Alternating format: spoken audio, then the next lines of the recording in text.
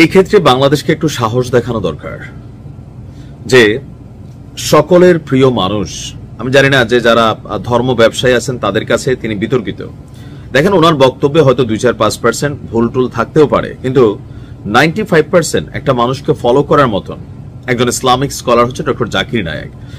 কিন্তু সেই জাকির নায়েক যখন জীবনে প্রথমবারের মতন বা বাংলাদেশেও বাংলাদেশিদের জন্য আমাদের সুযোগ হচ্ছিল ওনাকে দেখার, কাছ থেকে লেকচার শোনার, ঠিক তখনই আসলো এই দুঃসংবাদ যে ডক্টর জাকির নায়েক তিনি যদি বাংলাদেশে পা রাখেন তাকে গ্রেপ্তার করবে বাংলাদেশ সরকার।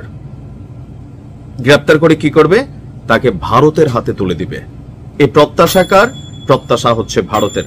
এখন কেন হঠাৎ করে এই প্যাচটা লাগছে? আমি আমার আগের ভিডিওতে বলছিলাম যে ভারতে কিন্তু ডক্টর জাকির নায়েককে অবাঞ্ছিত ঘোষণা করা হয়েছে, এমনকি তিনি যে মালয়েশিয়া আছেন, মালয়েশিয়া সরকারের কাছে অনেকবার তাকে ফেরত চাওয়া হয়েছে, রয়ের মাধ্যমে তাকে নিয়ে আসার চেষ্টা করা হয়েছে, কিন্তু মালয়েশিয়া সরকার তাকে ফেরত দেয়নি।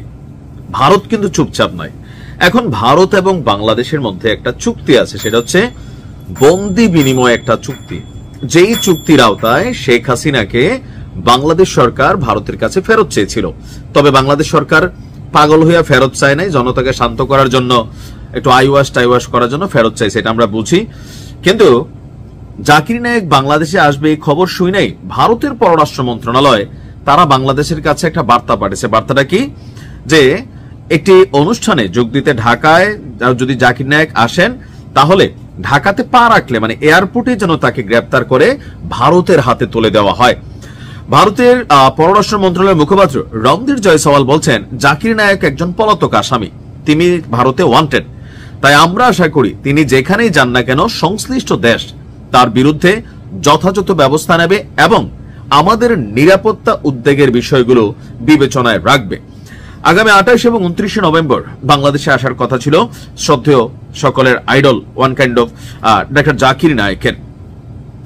এখন এই প্রেক্ষিতে তিনি বাংলাদেশে আসলে গ্রেপ্তার হওয়ার সম্ভাবনা আছে, তবে আমার মনে হয় না এই সরকার ডক্টর জাকির নায়েককে গ্রেপ্তার করার সাহস দেখাবে। কারণ বাংলাদেশে ভাই শুনেন, দল মত রাজনীতি ফাজনীতি এগুলার বাহিরে গিয়া ডক্টর জাকির নায়েকের ফ্যান ফলোয়ার এই দেশে আছে। এখন ওনার কোনো মতাদর্শ যদি সাংঘর্ষিক আমরা সেটাকে ছুড়ে ফেলে দেই, তিনি নিজেও বলেন যে আমার কোনো বক্তব্য যদি আপনাদের কাছে খারাপ লাগে তাহলে সেটাকে ছুড়ে ফেলে দিবেন, আর যেটা ভালো লাগে সেটা গ্রহণ করবেন। মানে জাকির নায়েকের ভয়েসটা তো এইটাই বেড়ে, তাই না? মানুষের কাছে ভাল লাগে, আপনার যেটা ভাল লাগে আপনি শুনবেন। কিন্তু বাংলাদেশে আসলে বাংলাদেশ সরকার তাকে গ্রেপ্তার করতে ভারতের সাথে যে চুক্তি আছে সেই চুক্তি অনুযায়ী বাধ্য।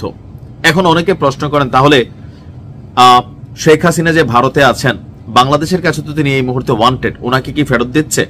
এটাও তো দিচ্ছে না। তো সেই ক্ষেত্রে বাংলাদেশ কেন জাকির নায়েককে গ্রেপ্তার করবে? তাকে কেন ভারত সরকারের হাতে তুলে দিতে হবে?